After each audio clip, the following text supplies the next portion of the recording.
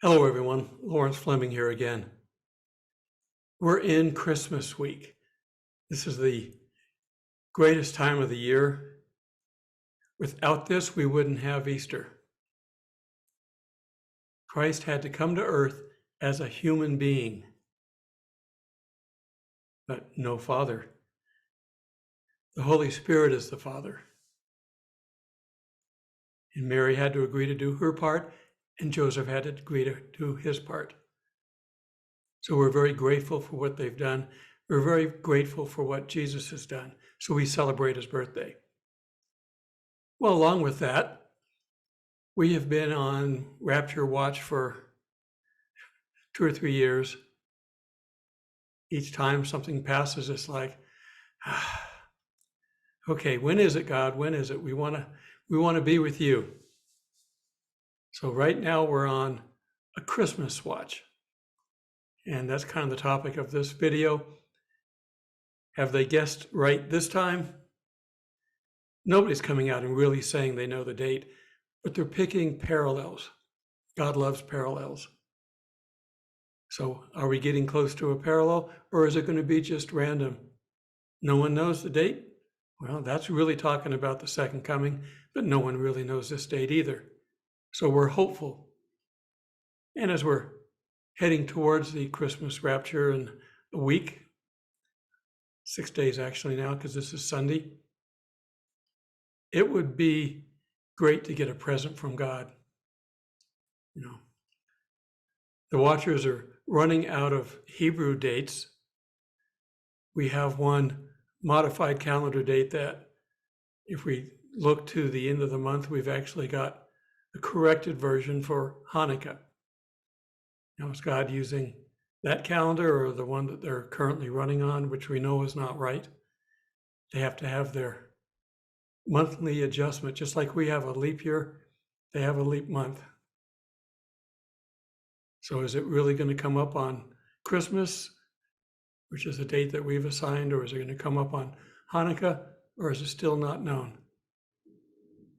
Well, let's look around us and see what's going on. It is getting very close to the time that it has to happen. Just look around at the world going on. The birth pangs, they're happening. The wars and rumors of wars, they're getting worse. Things are happening in our country and in other countries that are getting worse. You know, wheat for a denarius, that's coming real fast in a lot of areas. Some places it's already hit. Stay with me and look at some of these looming disasters. Good news for the season. Well, really it is, because the closer we get to the rapture, the more these will increase. And there's a purpose behind all this. So stay with me and I'll explain. Now, Christmas is something that we all celebrate, but Christians especially should celebrate. There's secular Christmases all around the world where they're buying expensive presents and trying to outdo one another. But we're trying to celebrate the birth of our Lord Jesus Christ. So we're definitely excited for these times. And if you're not a Christian, stay with me till the end, and I'll tell you what you can do to become one. Now, my normal spiel, like this video, please. And you just click the little like button, it's right there. If you want to hear more, subscribe to this channel. And of course, if you hit the bell icon, you know when I release a new video. These things help me and help this YouTube channel get recognition. YouTube places it out there for people to see based on how you respond. So you can help me out in that way. You can also share this and other videos with your friends and with those people that could use this information. And I don't ask for donations right now, but I do ask for prayers. I always ask for prayers. This video puts a bullseye on my back. Unfortunately, Satan can't shoot past Jesus, who's on my back. But sometimes I wander away from that shield back there. So I need prayers, as we all do. Okay, so let's go ahead and get started.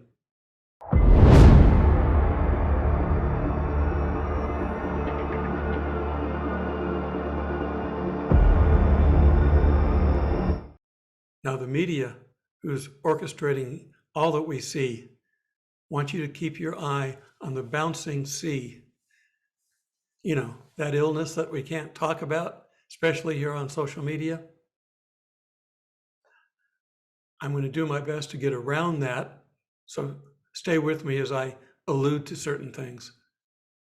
And each news story, it's worse. Whatever is going on, whatever their current topic is, each time they talk about it, it's worse than the time before. It's to scare you. And as Christians, we have nothing to be afraid of. There's nothing going on that God hasn't already planned, seen, and dealt with. He just needs to get us through it. And if we're here and we're surrounded by it, He's going to protect us. And at some point in time, He's going to grab us and take us out of here. And that would be the rapture. But we don't know when that is because He doesn't want us to stop doing our main task. As Christians, we are to tell people about Christ. And if we knew when the end time was, the actual time of Him grabbing us and getting us out of here, I'm afraid some people would probably sit down, get comfortable, and just wait. And we can't do that. There's souls to win.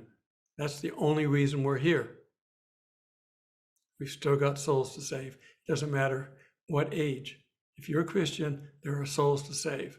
So we need to keep busy.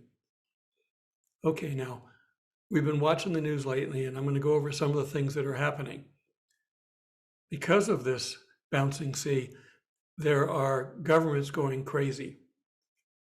I'm questioning whether or not they're doing it in sincerity or if they've just gotten their marching orders from whoever's leading this, because they all seem to do the same thing about the same time. And they all have their agenda.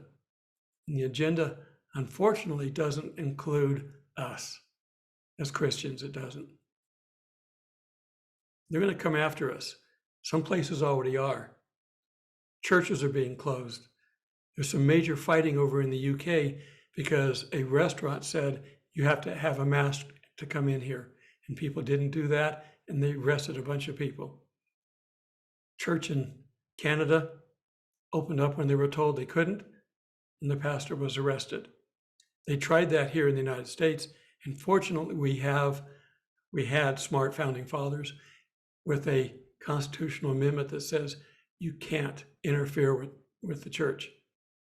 You're to leave them alone. No law for or against. Look it up.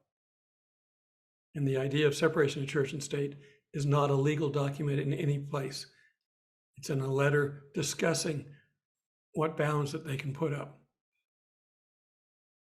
Okay, so we got the riots, the one world government. They're trying the bouncing ball with the sea, bouncing ball, but it's starting to wane. People are fighting back. Now they're going to have to look to maybe plan B. Well, what would I do if I was going to try to scare people and take over the world? How about an economic collapse? Well, there's bits and pieces of that all over the place. In the United States, we're spending like drunken sailors. That will have to come to rest at some point in time. They've raised the debt limit so they can spend more. We put safeguards in place, and then they just get together and vote them out. That's evil. And we're probably already being punished here. If you have watched the news lately here, we've had storm after storm hitting the Midwest. The first one was really big. A lot of people died. A lot of homes and businesses destroyed. Is that some of our punishment for turning our back on Israel? Could be. That those with discernment think about that. Well, let's look around the world too and see what's going on. The last couple of days, they had a big typhoon, which is the other side of the Earth's description of a hurricane. And it did some major damage in the Philippines. Now, I've spent some time there, and there are a lot of areas where there's not a lot of people. But this one did take out some buildings and that, and they don't have a lot of the construction laws that we have over here in the West. So it doesn't take much. But still, a major typhoon over there. I'm following the news coming out of Turkey. Well, Erdogan is almost forcing a collapse. And the economic people that watch things like this say this looks exactly like he's about ready to hightail it out of there. See, these kind of guys get in there and they steal the country's money, spend it on themselves, buy all kinds of things, probably property around the world. And to cover up the fact that they've stolen all the money, and this has happened in a number of dictators that we've been able to follow, including Venezuela. They come in and they collapse the economy so that there's no value, no way to track back anything. They blame it on everybody else. And then at some given point, they leave, taking as much of what they can that they haven't already smuggled out of the country. So you watch, it's about to happen. Erdogan wants to be the next Ottoman Empire leader. Well, he may have to have some help. And I'm sure Russia would love to step right in and help. And they may already be talking. Because Russia's moving south. Russia's got over 100,000 troops on the border of Ukraine. And that's north of Israel. And so's Turkey and Syria and Lebanon and Jordan. All these countries that are surrounding, we know we've got Ezekiel 28 coming up. So how close are we to that?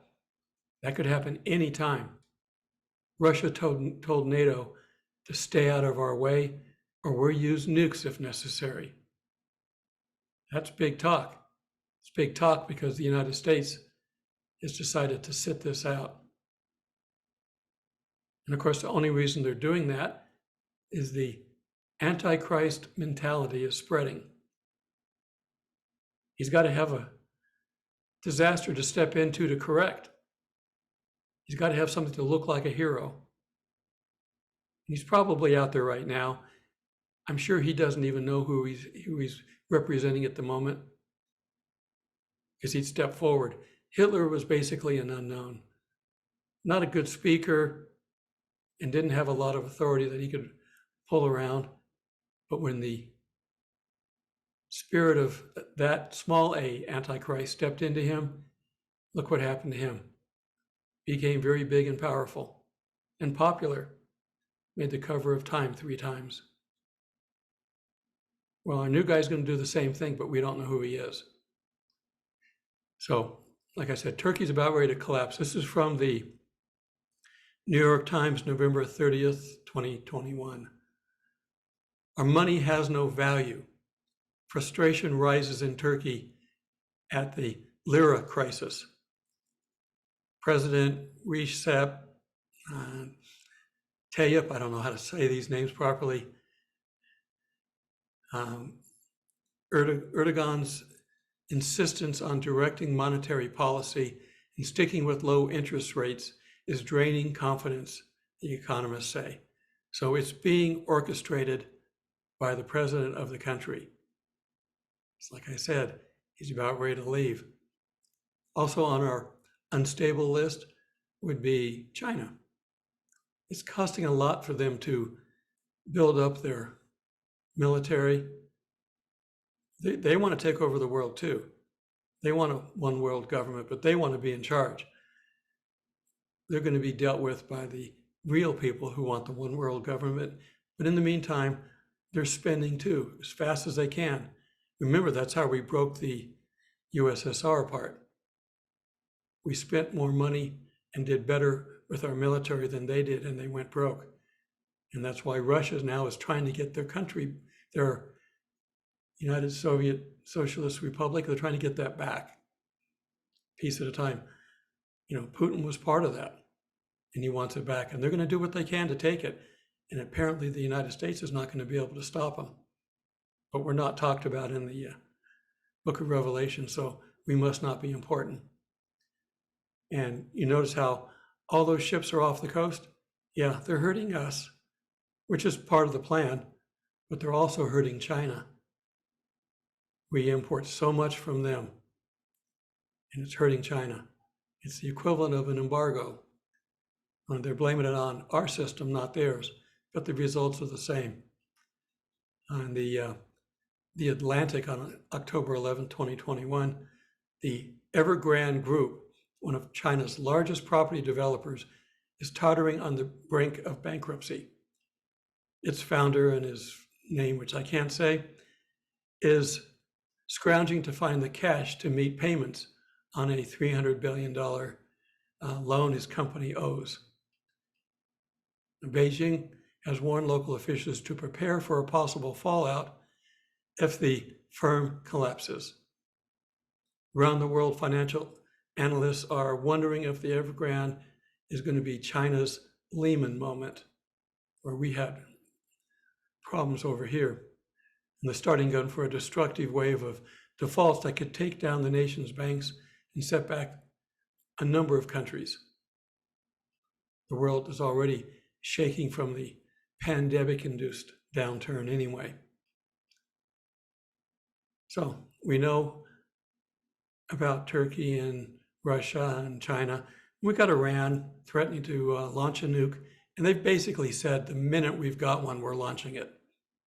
They firmly believe that if they start World War III, they're going to win. That's their religious belief. And these guys are fanatics. The people pretty much aren't behind the government. This is all government. In fact, Christians are turning to God in Iran, a lot of them. There's underground churches. Of course, they're killed if they get caught. But we're winning souls in these countries. But the governments are at fault.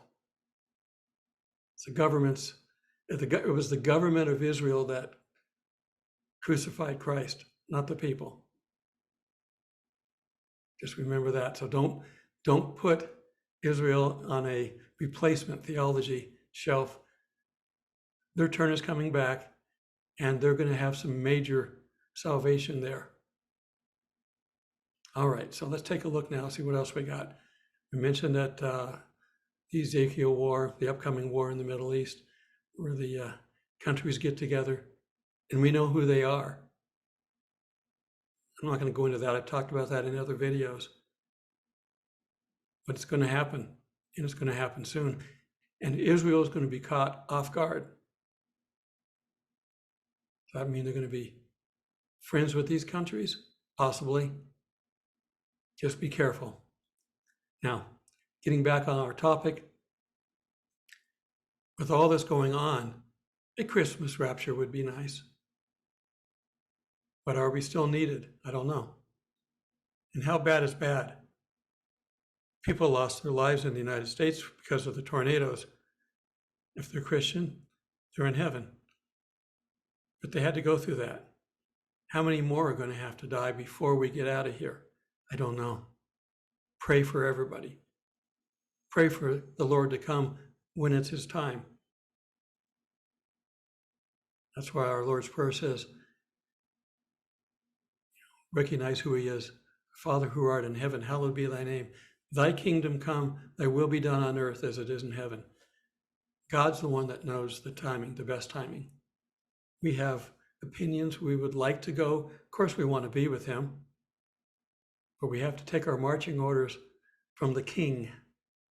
He's the ruler of all creation, but especially those that accept Jesus. So we hope that he comes soon, but that we've saved everybody we can. Okay. Now I pray that we're on course for a great Christmas this week coming up. Spending time with friends and family. It's important. A lot of families are separated nowadays. So it's good to get together. Pray for travel mercies for those that have to travel. Be kind, be nice.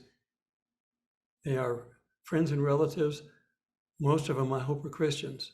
And those that aren't, get a chance to see what it's like. Show them by example what it's like to be a Christian. So, as we celebrate the day, remember why we celebrate. And be sure to mention him if you're doing a meal. Say a prayer at the meal.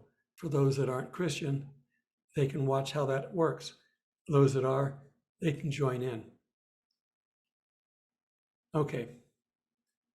As we've talked about all these things, it's time to invite Jesus into your heart. It's time for you to personally know Jesus. He's reaching out. If you're not a Christian, he's reaching out to you right now. He says, look, I'm just quietly going to sit here and wait. I'm not going to force you to do anything. You have to, in faith, accept what he has to offer. And what does he have to offer? Well, himself to cover your sin completely, and then he throws it away. In the past, they only covered your sin, and then it was exposed again after the year. He wraps it up and throws it away. It's gone. Now, if you sin today and you asked him to forgive your prayer in prayers yesterday, just ask again today. We're all sinners. We can't help it. It's our nature.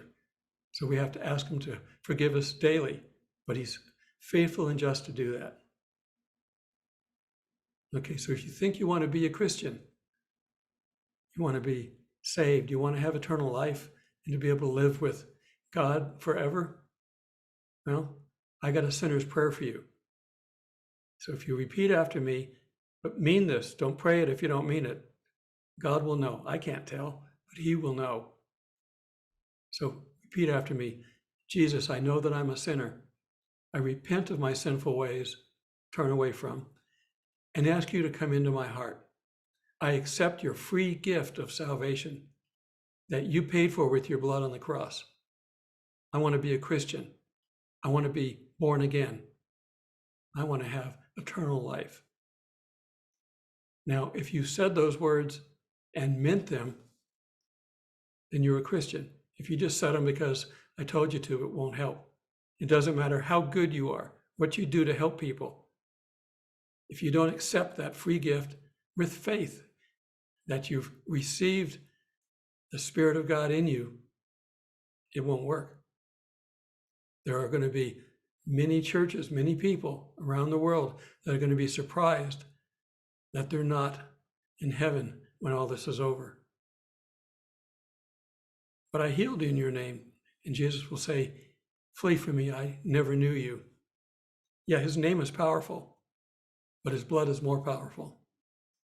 So accept that. And if you did accept that, drop me a note down below. I'd love to pray with you. And I also love to meet you in the clouds when we go to be with Jesus. So have a wonderful Christmas. Love one another. God bless.